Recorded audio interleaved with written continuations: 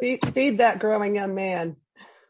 Guys are seeing life real, the real version of it. This college president thing is very glamorous. I can tell, man. Meals You and all your staff. And meals in cars. It's just wild and crazy here. Well, you're just lucky that you don't have a cat walking back and forth on my screen. That's my life.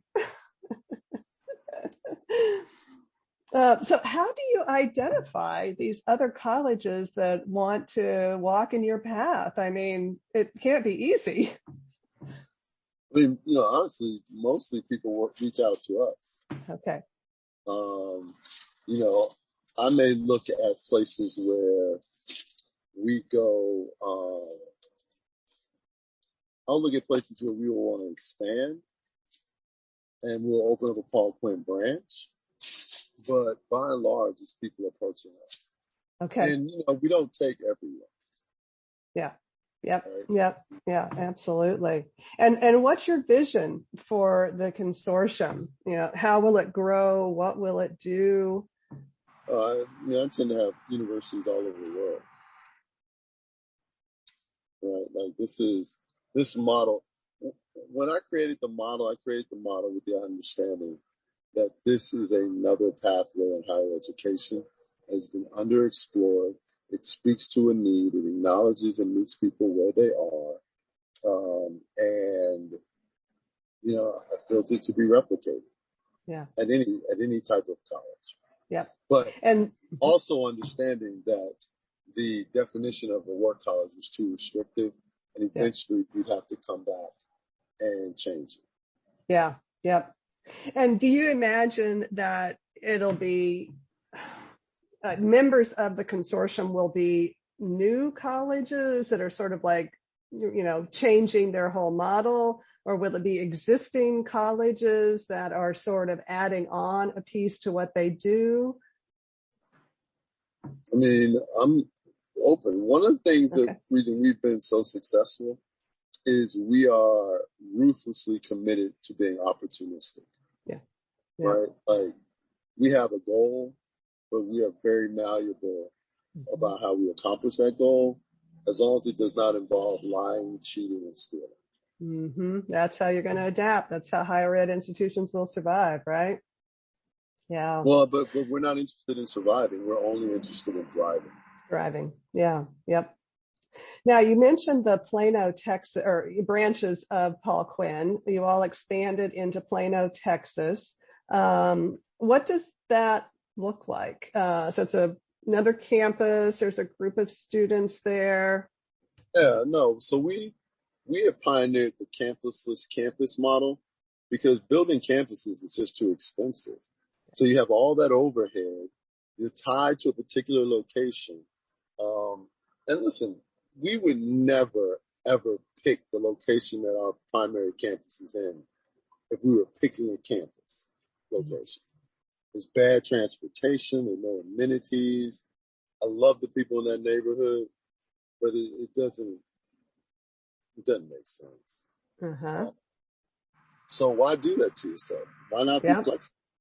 So what we do instead is we identify apartment complexes in the area, and we lease a critical mass of apartments, put students there, and it's on a transit line so the students can get back and forth to their internships. And that's what we do.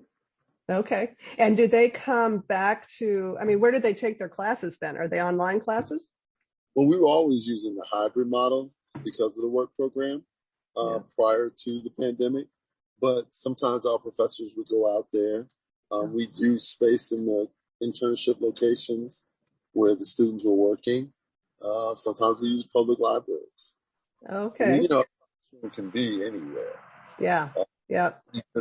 But I promise you, if a student has to make a choice between paying back $40,000, $50,000 in loans and having a traditional classroom and having a modified classroom experience and paying back $10,000. Yeah. They'll do it. And no brainer there. That description that you just gave of, classes anywhere, public library, et cetera, reminded me so much of College Unbound, which is a college in Providence. Have you talked to Dennis and Adam there? No, but I met them. They attended a speech I gave. Okay. Dennis did, and I think Dennis is really interesting. Yeah. Yeah. No, I think you guys should talk. You have a lot in common. So, great. So the other thing that was interesting was the partnership you have with Guild Education. And we talked to Taylor and got a little bit more information on sort of the admissions and kind of what it looks like on the ground. But there were some questions that she said, you got to talk to Prez about that. So how did that partnership begin?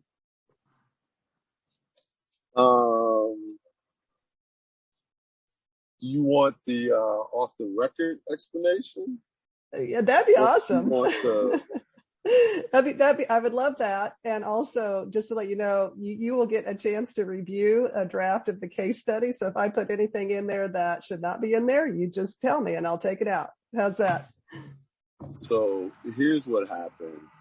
Before Entangle, acquired by Guild, Entangle reached out to me to establish a relationship with them from a governance standpoint.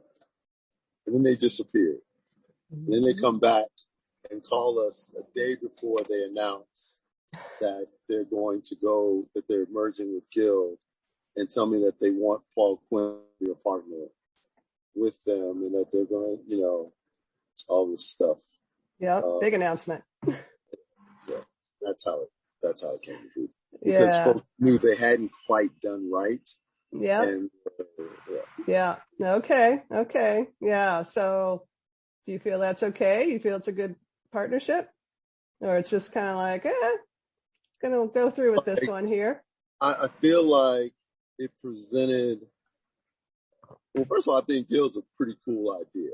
Mm-hmm. Right? Like, notwithstanding the Entangled stuff, I think Guild in and of itself is a really, really good idea. I think providing people an opportunity to advance in their careers through these education benefits is fantastic. Yeah. I think that just like any new entity or newish entity, there's work that you have to, things you have to iron out. Yeah. So we are realistic about Guild. We think that the kinds of companies that Guild will add will dictate whether or not it's what we would have hoped that it would be. Yeah. But what is undeniable is that the idea of a sole source provider for online students. So we have taken Guild and redirected that theory with the eye towards another partner. Yeah. Gotcha. Yeah. There was a good article in, well, Kelly, where was that article from on Guild Education that you forwarded? I thought that was a real nice, honest look at Guild. It was like higher ed. Is this the one that beat Guild up a little bit? Yeah, probably. They beat him up a little. Yeah. But, I don't think in a unfair way. Yeah. It's, I sit on one of their advisory boards, so they might look at it differently. Oh, of course they would. It all depends on where you're sitting, right? But I think, look, rarely are all the saints and all the sinners on the same side. That's true. That is true. So it sounds like you being flexible, opportunistic, looking into new models, you want to expand partnerships with additional types of creative entities. If it makes sense. Like we're in no rush. We don't have to. Yeah. We pick partners that make sense. Yeah. And every partner doesn't make sense. Yeah. No, that's good. Yeah, you got to be intentional about it. So one sort of philosophical question that we're getting some interesting answers to, going back to the work college model generally, have you had or heard any concern about colleges that serve majority marginalized populations of students requiring these students to labor in exchange for tuition?